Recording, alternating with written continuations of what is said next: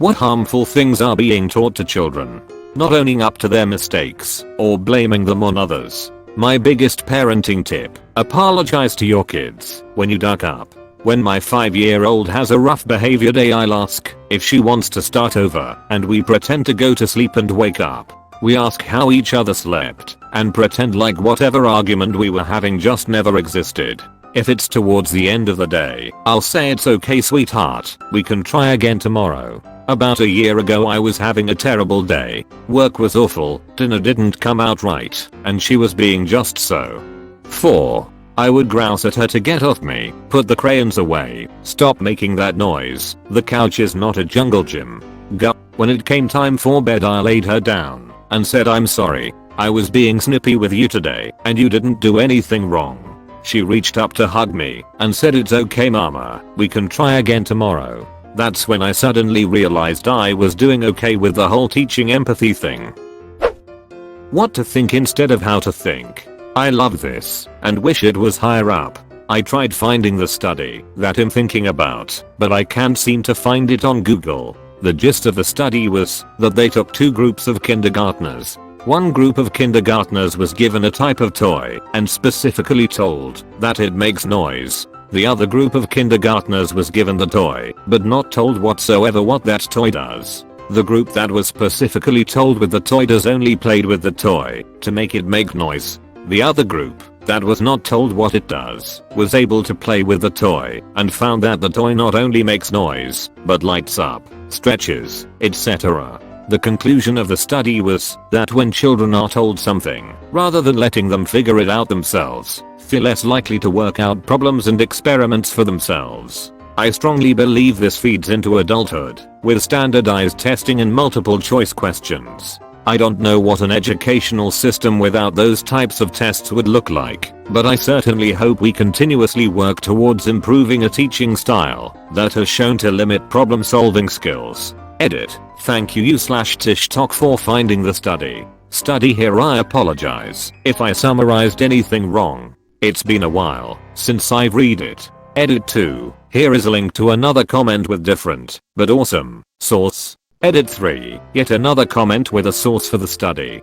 Thank you guys for providing these sources for everyone. Edit 4. A friend of one of the authors of the study commented and linked the clearest version. Link to that comment here. How to internalize stress and implode as teens and adults. True story, my parents used to make fun of me when I cried. They even created a mock song to sing whenever I started crying. So guess what? I stopped crying. 27 years later, I can't cry at all, and I can't tell others about my stress levels without getting upset. BTW, my parents are really nice people, but I was their first child in the early 90s, so they didn't really know how deal with a crying child. Being wrong is bad. That's why many people don't change their mind when they were given trustable sources. They don't want to be wrong. If you want to always be right, change your mind. CGP Grey Edit. Spelling. In a nasty divorce, the parents may only talk about each other's bad qualities and the kid or kids may have an issues with their parents. Yep, my parents, especially my mom, only ever say you're just like your other parent when it's something negative. Led to some serious self-esteem issues that I'm still trying to work through into adulthood. That failure is bad. Failing should not be considered as an obstacle, but a step in the learning process. Demonizing the failure and stigma associated with it makes many children lose their interest once they fail. This but also the humiliation that comes with failing. If failure is to be considered a learning process, then people need to be taught not to laugh at the people who have failed. That they shouldn't question an adult. So true. Because of that logic, many kids think that every adult is responsible and trustworthy when, in reality, it's clearly not the case. You do not have to play with everyone. There is a total lack of social accountability. If Laura is always cheating at tag, it's okay to not let her play. If little Billy throws sand in the sandbox, little Timmy does not have to play with him. Laura and Billy need to learn how to play appropriately. My son's preschool has a strict "you do not have to play if you don't want to" policy. No one has to play with anyone they don't want to play with. No one has to hug or touch anyone or be touched if they don't want it. No one has to share their toys or other school supplies if they aren't done with it. In fact, the preschool teacher will go over and referee and say, "Is Bobby done with the toy car? No? Then Mickey, you have to wait until he is done." It's pretty refreshing. I wanted to let you know there are new philosophies in my son's preschool really strongly teaches body autonomy. Your body is your own and no one can touch it or make you do anything with it without your permission. Deleted. That always bothered me. Someone would be bullying me physically over and over, and when I finally fought back I was the bad guy. You can't just leave the situation when the bully follows you, and you do have to stick up for yourself. For those asking, it pretty well said zero tolerance policies. If you react, you're as bad as the aggressor. That's pretty much the meaning of it, but not verbatim. Happened to my son in middle school. A kid sucker punched my son. My son then fought back and pinned the kid against the wall. He has long arms and punched him a few times. The school called me and my wife and told us our son was suspended. We went to the school and they said, even though multiple witnesses as well as the kid said he threw the first punch, that the school had a zero tolerance policy, so our son would be suspended. We asked what the school believed our son should have done, and they said he should just walk away. We told them that he would not be receiving any punishment at home and that the policy was ducked up. That's for their insurance policies. They don't give a damn what happens to the kids in that scenario as long as they don't get sued. Children do learn about sex at a young age. It just isn't usually in a productive way. I know I did. My own experience. Questions like this are why I believe in being infinitely clear with my kids. You are going to hear total crap from other kids. If you hear something you don't understand, come talk to me. You can ask me anything and expect a decent answer. And I would give examples of the total crap I had heard as a kid, most of which would result in pregnancy. Son, age 6. Daughter, age 7. Riding home from school, daughter says Tiffany said she had sex with my brother, which left me a grand total of 3 minutes to gather my wits before we got home. Okay, do you guys know what sex is? Blank looks. Sex is when you take off all of your clothes and rub privates together. You can make babies that way. Looks of shock and disgust. Do you think your brother had sex with Tiffany? No. I think she was using a really bad way of trying to say she likes him, and maybe she watches the wrong TV shows where, if people like each other they always have sex. Were my kids really ready for a sex talk? No, not really. They didn't care. Did we really need to have one about then? Yep. My job as a parent is to be there, to put things that come up in context for them, not run around after them deciding what and when they need to know things. This is something I will always stand firm on. If the child is old enough to ask the question, they are old enough to know the answer. Do you need to sit down and draw a diagram and pull out textbooks when they are 7? Probably not. But if they are asking questions about misinformation they are hearing from other kids, I'm going to do my best to be honest and answer in a way that they will, hopefully, be able to understand. No is a bad word. It's a strong word, but not a bad one. I could never tell an adult no growing up, because it was a rude word. No backtalk. Many adults use it as you're not allowed to challenge what I have to say. Makes sense if it's a cranky toddler being negative for negativity's sake, but suddenly older children can't question things or raise valid points of their own. Grew up with a parent who was a lawyer. I was always allowed to argue my point. There were many times where she still won because she was the parent in the situation, but she would always justify why, and I could always make my case. And sometimes I won too. My husband was raised to react when mom and dad say jump, you say how high. His parents still say jump and are now pissed that my husband is a grown man and has his own family and ideas and needs, and they can't reconcile it. Teaching them that it's not okay to fail. Some people need a little more time than others. It's okay to not get something now. Kids should be given more time to process things. Imagine having a poor grade because of a low score from the beginning of the year. How can we show children that it's not par or fail, it's try and improve? When I was really little, my parents made sure that I knew failure was not an option. I did kind of follow what they said, but I think that screwed me up later in life though. Kids are starting social media so early these days, and I think that's very dangerous because it puts a lot of pressure on the kid to attribute their worth to their social media success. I also think parents are way too open with their social media when it comes to their kids, and it's totally a violation of the child's privacy, of which some parents will never admit. The amount of parents I see on social media just sharing everything that happens in their child's life is astounding. Maybe Bobby doesn't want everyone to know that tried out for the school play, but he didn't make it. That may not be a big deal to you, but Bobby might be really upset right now, and having everyone his mom knows giving opinions on the subject probably won't help. Nobody cares about children/teens issues. Well, it's only going to get worse from here. You think school is hard? Have you ever paid a ducking bill? You're just a kid, you can't feel this way. It breeds an emotional disconnect from parents and their kids, and makes kids feel alone in their emotional struggles, that nobody cares, because they're not adults and they don't have adult problems. Listen earnestly to anything your children want to tell you, no matter what. If you don't listen eagerly to the little stuff when they are little, they won't tell you the big stuff when they are big, because to them all of it has always been big stuff. Catherine Wallace. To repress their emotions. It will only cause them to bottle them up and accumulate them to the point of exploding in an instant. I watched a sad video of a child from a third world country getting his foot scraped for chiggers. The man holding the camera, who I assume was the boy's father, kept saying to him it's wrong for a man to cry. Silent tears. It also might have been to keep the kid from screaming in the doctor's ear, but still, he was like 8. Probably not harmful, but in kindergarten we were prohibited from playing soccer because it was too dangerous. We were kindergarteners. We probably would stand there and kick the ball, not go full on FIFA or chess. Edit, what the duck. Thanks for the upvotes, guys. U/darkhelix_ grew up to be Sergio Ramos. Little girls get told all the time that boys are bullying them because they like them. I got told that all the time. I knew it was bullshit, though. I was an overweight kid. I had glees. I had acne later on.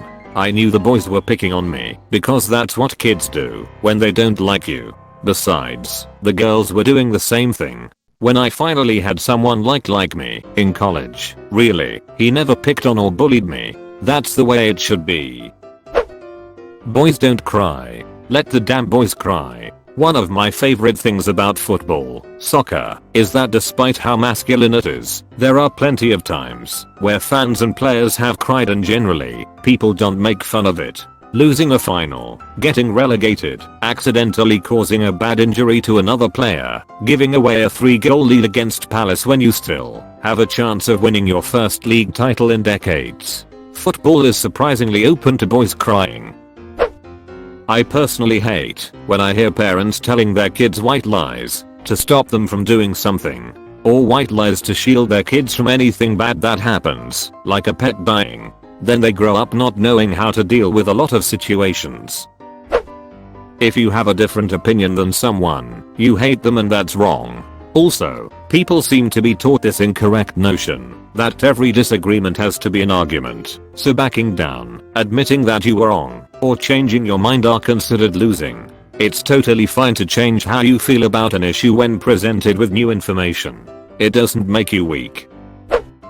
Bullies are only bullies because they feel insecure about themselves, and you should sympathize with them. Duck that. If someone is being chesty to you, then they don't deserve your sympathy. If you don't fight back, they'll get bored and go away. Problem: no, they don't. If you fight back, they'll respect you and leave you alone. Problem: no, they don't. If you come talk to me, I'll get it sorted out. Problem: no, you won't.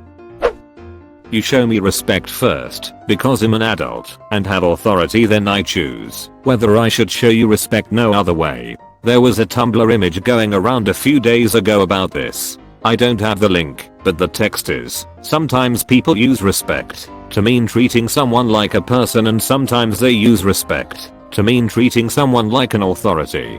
And sometimes people who are used to being treated like an authority say, if you won't respect me, I won't respect you, and they mean, if you won't treat me like an authority, I won't treat you like a person. And they think they are being fair, but they aren't, and it's not okay. Making children hug or kiss someone, usually a relative, that they are uncomfortable with is not good. The child may just be grumpy and or not wanting to show affection, or their warning bell sensors could be going off, and they do not know how to communicate that. Plus, forcing them to hug/kiss sends mixed messages about personal/physical boundaries and affection itself. Hug this. I've always disliked too much physical contact, and people would always act like it was blasphemy that I didn't want to give them a hug. I would say what's harmful is what's not being taught. Edit. Been a few days since I placed this comment. Where's my ducking gold, you walking fleshlights/s? Critical thinking skills.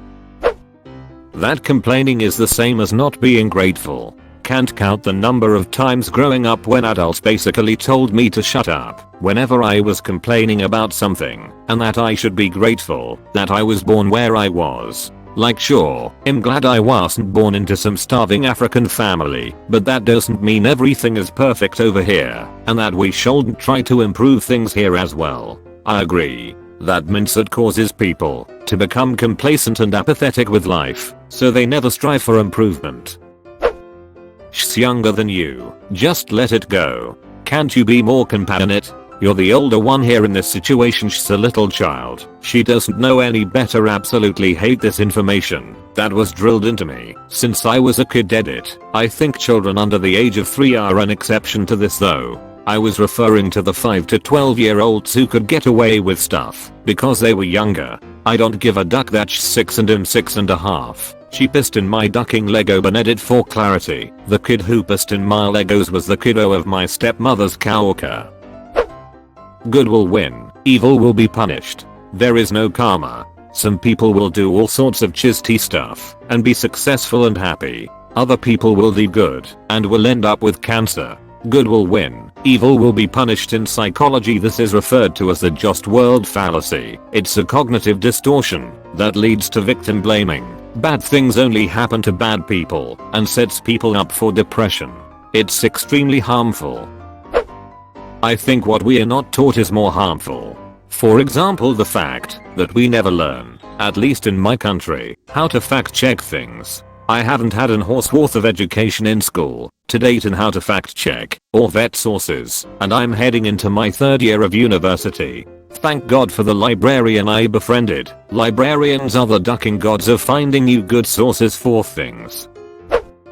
Political views at ages that children are really too young to understand them. They just spout off their parents' thoughts. The worst part is they repeat them and hear the same political views so much that they internalize it. When they are older enough to question it, they then have an identity crisis because the things their parents said don't make sense when examined a little further. So like anyone else, when your views come under scrutiny, you dig a deeper trench and pretty much develop an unspoken pledge of loyalty to your political party. Edit. Obviously this doesn't happen to everyone, and many people grow by questioning the worldviews they were taught as kids and come out with a more well-rounded opinion on different issues. The original post was asking about negative things being taught, and so I was in a pessimistic mindset when writing this.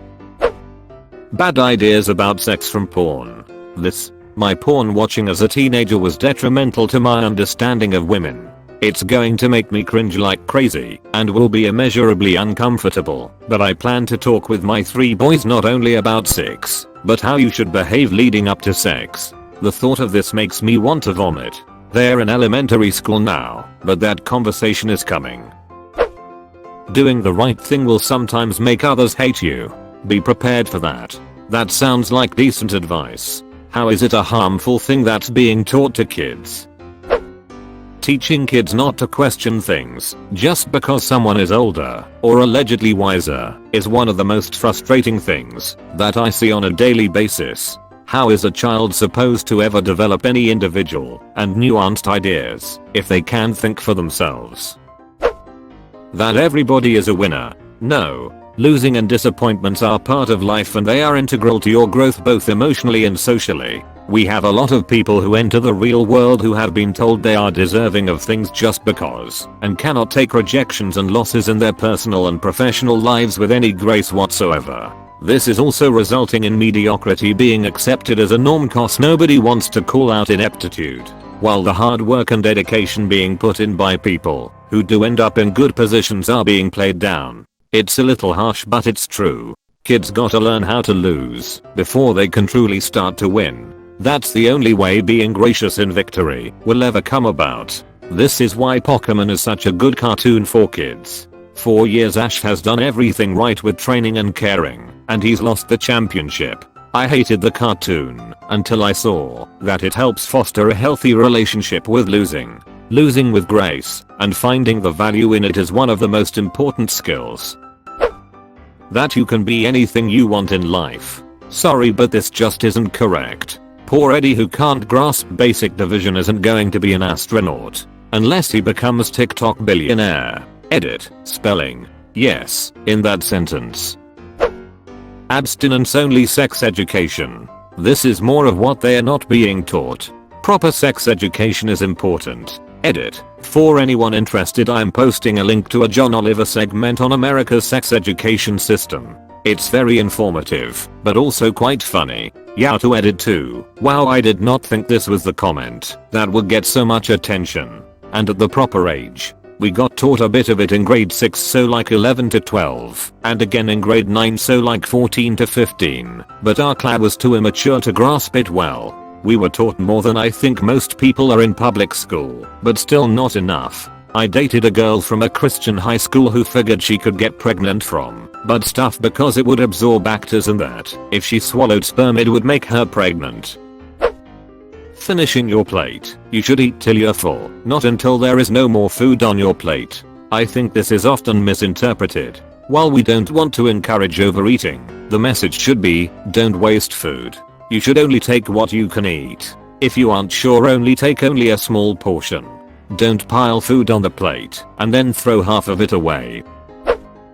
Basically all those social media influencers that teach young people that it's all about money and brand names. This is why we have a whole generation that wants to be Twitch streamers and YouTube stars.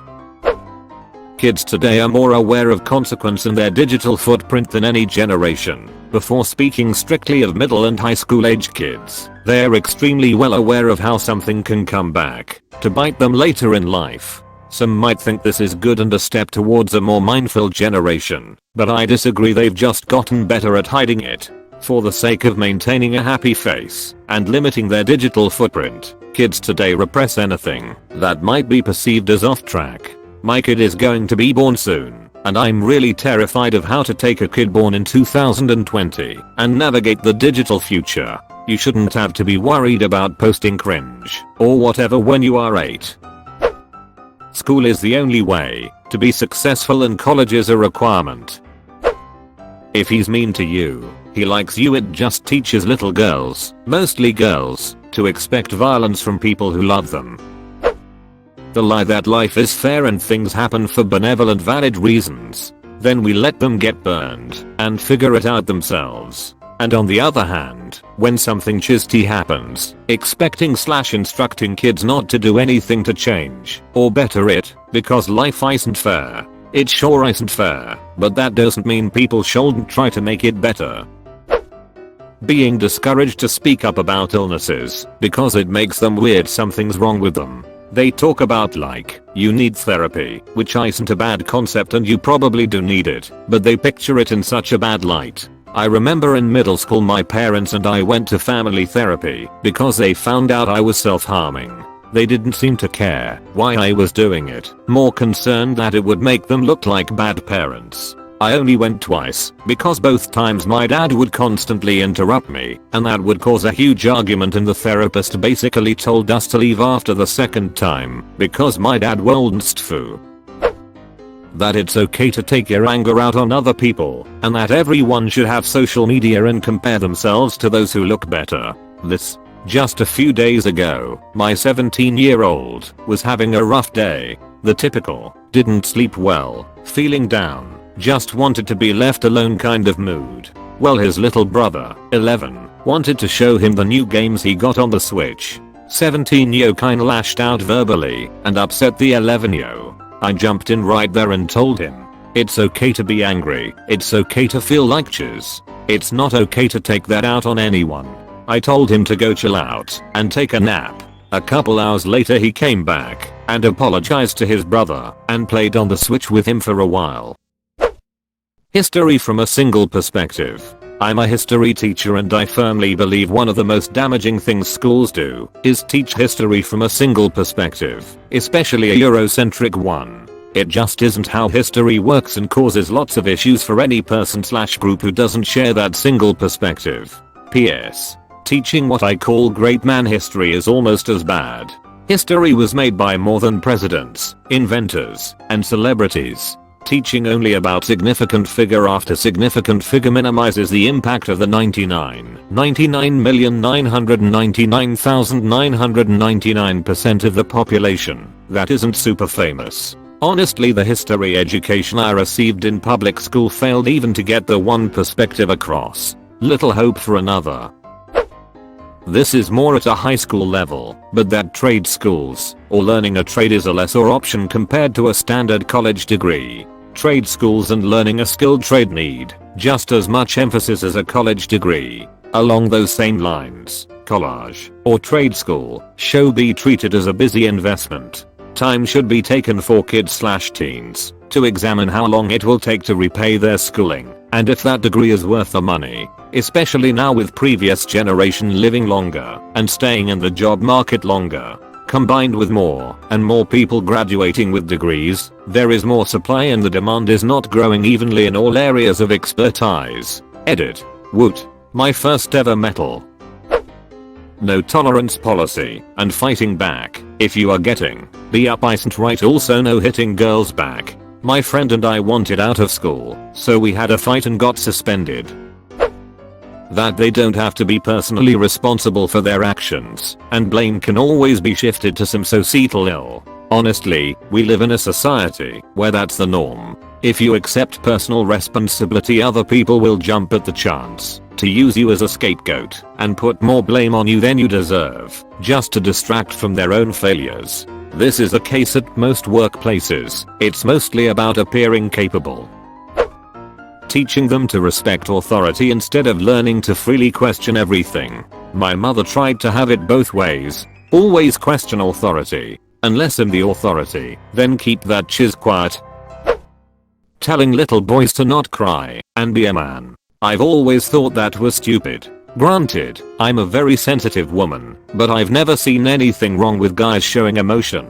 In fact, I think of a guy that cries and shows emotion to be more of a man than the guys that suppress it. Now, I'm not hating on the guys that don't show emotion. I know that's ingrained in a lot of guys. I just wish it wasn't.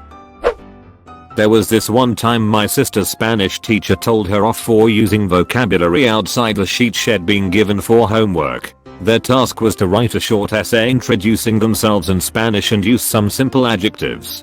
She asked me for help, and since I'm quite a bit older than her and know a decent amount of Spanish, I have her a few interesting adjectives and verbs to use instead of dumb stuff like nice and kind or whatever. She comes back after school close to tears and tells me she got scolded for using vocab that wasn't on the sheet. SMH teachers are supposed to encourage learning, not hinder it, right? That you shouldn't hit a woman. Don't hit anyone. Unless it's self-defense. If my child is being hit by a woman and bullied.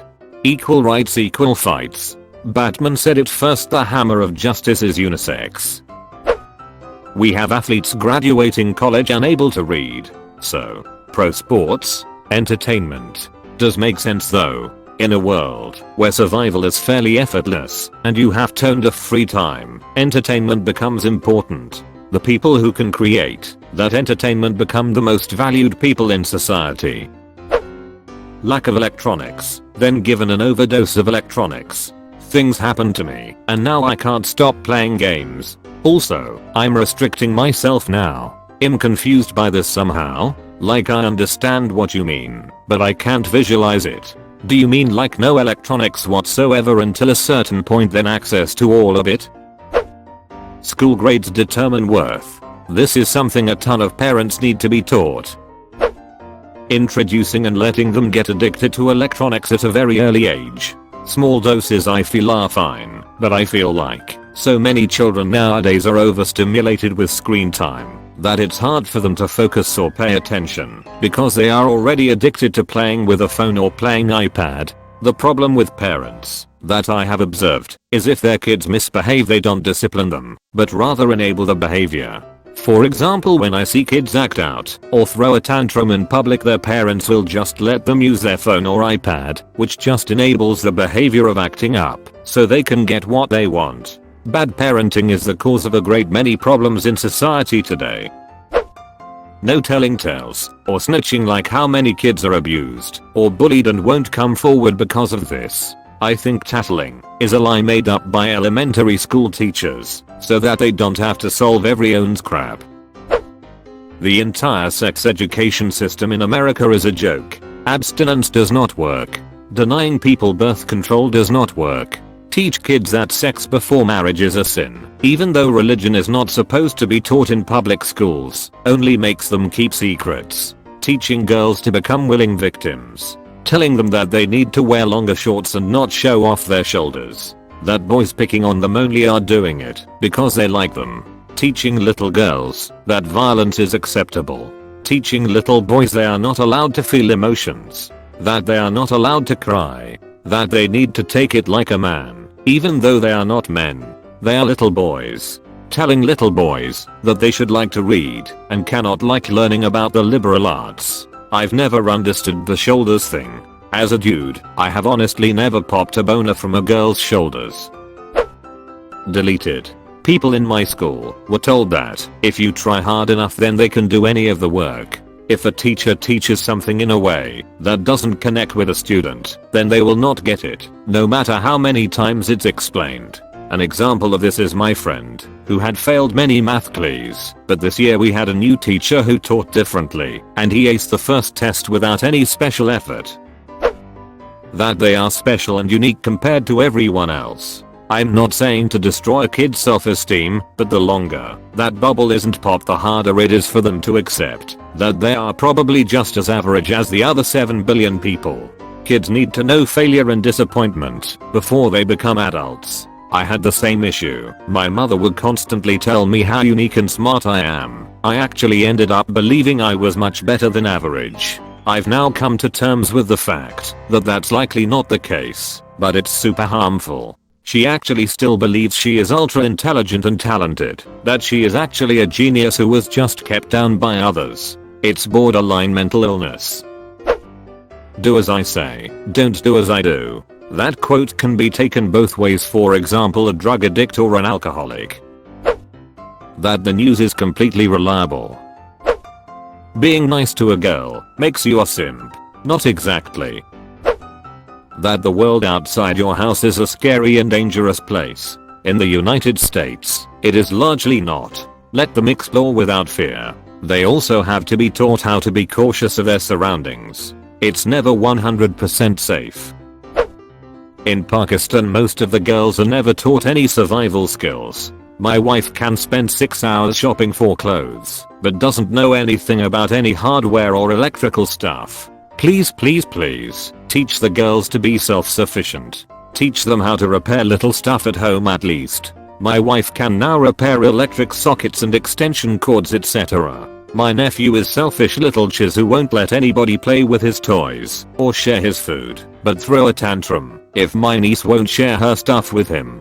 I so want to slap that little turd when he does that, but his mother sometimes behaves like an entitled mother. So I keep my distance, but try to correct him when she is not around. So, teach your kids to be considerate, but also teach them to stand their ground when someone tries to time them. My nephew came up to me and spit on me and started laughing in my face a few weeks ago. Like a few weeks ago into coronavirus issues. Mom didn't say a word. I never wanted to roundhouse kick a 3-year-old so bad in my life.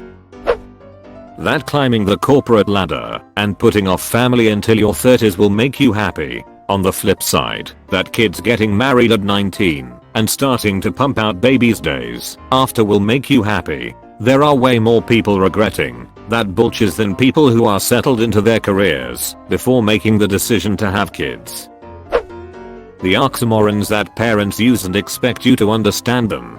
Hey mom, you need help with the dishes? No thanks nerf herder, I'll do it myself. Proceeds to walk away. Oh now I'm not gonna help your mom. Don't you know how much I'm going through? Ducking grounded. You missed abortion. That's actually passive aggressiveness, not oxymoron. My wife is the ducking worst about this. She literally says the opposite of what she wants, both in a chisty way and in a feckless way. It's infuriating. Social acceptance. I feel that I was robbed a lot of innocence out of my childhood, not just because my stepdad was abusive, but I've been bullied all my life. From a young age I realized that I was never going to fit in because I was different. To this day I can't put my finger on what about me is different, but now that I'm 14 and a teenage girl I'm starting to not care and not let it get to me as much as it did when I was say 6. Bullying isn't okay, I know that, and I have been up and down the head teacher's office because of bullying, but nothing ever gets done. To be honest, the only thing in recent years they've done that's actually hurt me was them filming me having a panic attack and triggering me during it. They allegedly put it on TikTok. They told me that's what they were doing and many other people knew about it the day after. I hope now bullying won't be there in 20 years time, but I know it will never die. Bullying is not okay, and I think you should be proud about your individuality. Be proud to be your original self in a world full of copycats and hypocrites. Most bullies do what they do and pick their targets based on their own insecurities and envy of something they think you have that they don't. They try to feel better about themselves and think their deeds will make them fit in better. They try to elevate themselves by putting down others. What those bullies, or anyone, thinks about you doesn't matter. Only what you think should matter to you. You are great the way you are, and never let anybody bring you down or tell you otherwise. Stay strong and stay safe. You are not going through this alone. Close bracket. That you need to go to college instead of saying college is an option. Happily ever after. Like once you land a partner you're good. The stories never go on past that. They don't deal with monotony, temptation, threesomes, orgies. I think I know why your interview at Disney didn't work out. Don't cry like a girl. Don't shoot like a girl. Don't scream like a girl. It's the small dumb things we say that can stick with them a lifelong. Personally, I believe the whole concept of girly, manly and so on are toxic as hell. That they don't have bodily autonomy. Simple things like give your aunt/uncle a hug/kiss when they're very young and have refused to, but parents keep insisting. You're just teaching kids that their body isn't this. If a kid refuses to give someone a hug, that's their decision. A damn grown up should be able to live with that. Ignore bullies and they'll leave you alone. When you do that, one of two things are likely to happen. Either they'll mess with you more, or they'll move to someone else and bully them. If you stand up to bullies, they back down.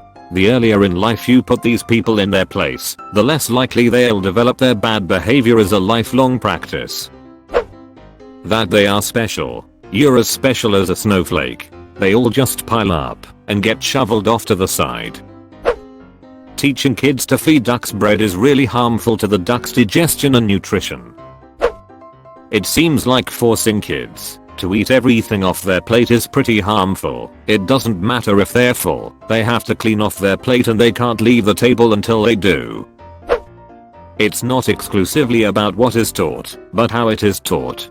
For many children it seems like that many things are taught in absolutes. Boys don't cry, and girls have to behave like little princess, but these things are optional and definitely not the only right thing to do. Girls can drive a heavy machinery and boys should be allowed to cry. In fact, crying is healthy. Keep in mind, these are examples for the sake of simplicity. Also, to get back to how things are taught seen from a totally different perspective, a lecture, as one teacher who is 60-year-old and hasn't had an upgrade on how to teach children, standing in front of 14-year-olds telling them about mathematics, is not the way to go. There are girls and boys in one classroom, which is enough distraction at this age, and even a window seems far more interesting. I'm not the guy who can give you the better option on how to improve everything, but I think how it is done today is not ideal. That blue is for boys and pink is for girls. I hear stories about kids getting bullied because they wear boys' colors or girls' colors. I'd hate to see little kids bullied because they like a certain color. A kid at my school got bullied when he was in 3rd grade because he painted his nails pink. Boys made fun of him because it was a girl's color. So the boy's friend painted his nails pink too, so his friend wouldn't feel sad. This one is about boys specifically, that men don't cry, or show joy, or give your kids a ton of love. I say nah, screw that. I'm gonna shower my kids in love. Oh my, you watched until the end? That's fucking awesome dude. Thanks for watching.